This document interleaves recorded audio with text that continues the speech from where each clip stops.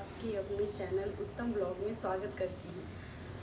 आज मैंने सोचा था कि आप लोगों के साथ में कुछ अच्छी अच्छी यादें शेयर करूँगी। आज मैं मेरे पास्ट के बारे में सोच करके न रोऊँगी न आप लोगों से कुछ कहूँगी, लेकिन आज फिर से किसी पर्सन ने मुझे मेरे पास्ट पे का याद दिला दिया। क्या कहूँ, आज मैं फिर बैंक गई थी और मैं बैंक उस टाइम भी गई थी जब मैं प्रेग्नेंट थी। तो वहाँ की एक एम्प्लॉय थी, लेडी एम्प्लॉय, तो उन्होंने मुझे उस समय भी नोटिस किया था और आज भी जाने के बाद उन्होंने मुझे नोटिस किया।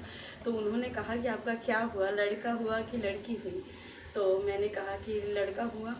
तो फिर वो कहने लगी कि आपके हस्बैंड के साथ ऐसे कैसे हो गया, और 3 महीने बाद अगर ऐसा कुछ हुआ है तो ज़रूर दोष होगा।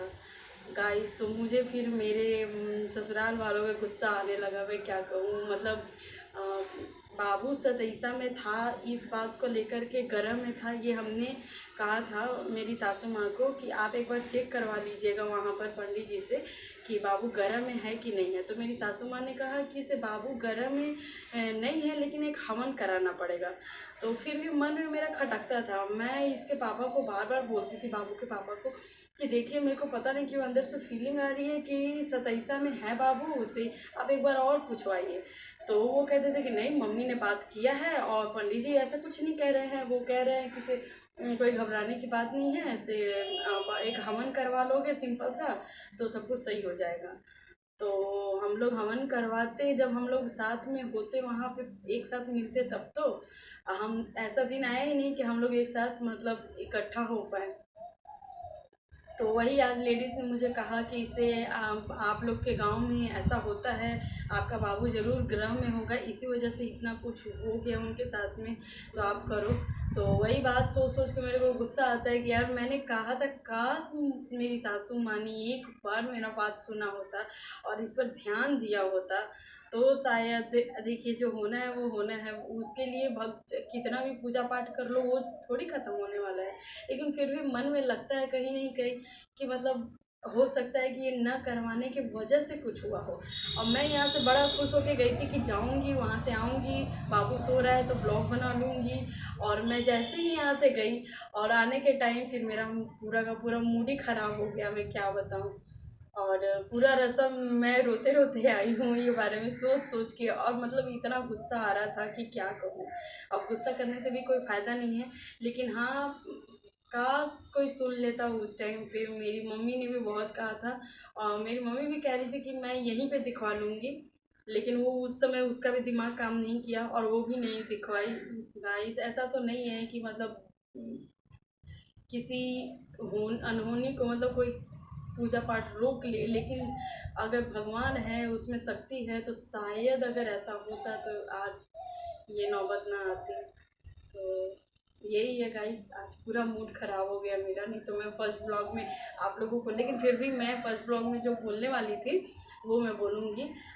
गाइस, मुझे जान के बहुत खुशी हुई है कि कुछ लड़कियां हैं, कुछ लेडीज़ हैं जो मेरा बहुत तारीफ़ कर रही हैं कि आप बहुत अच्छा इंस्पायर कर रहे हो, किसी को मोटिवेट कर रहे हो कि किसी के साथ अगर ऐसी दुर्घटना हुई है तो वो कैसे फिर से कम बैक करे, कैसे अपने आप को सही रखे, क्योंकि हमको आगे फ्यूचर के बारे में सोचना है। तो मुझे ताकत सिर्फ और सिर्फ मेरे बेबी की वजह से मिलता है।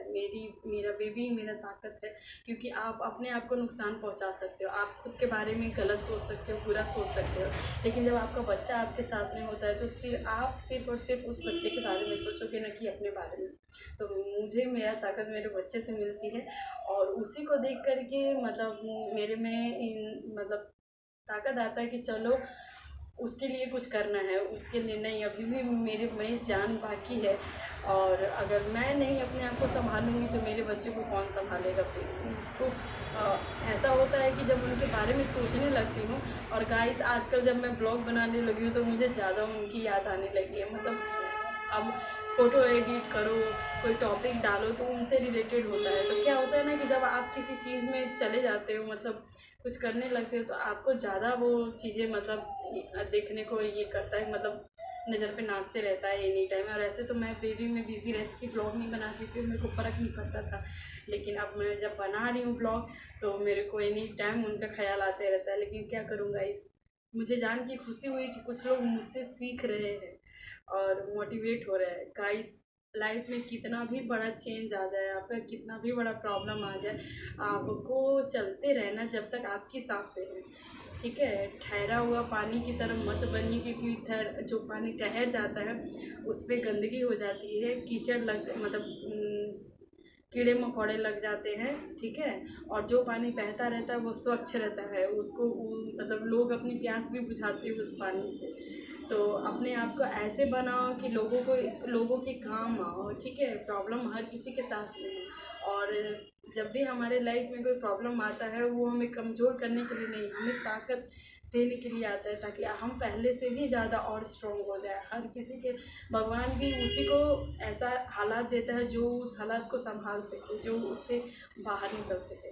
तो गाइस, आज का ब्लॉग यहीं तक। प्लीज़ लाइक, सब्सक्राइब और शेयर करें। आप लोग से कोई सब्सक्राइब नहीं कर रहा, गाइस प्लीज़ सब्सक्राइब करो, लाइक करो और शेयर करो अपने दोस्तों के साथ में। आज के लिए बस इतना ही। बाय बाय, नमस्ते।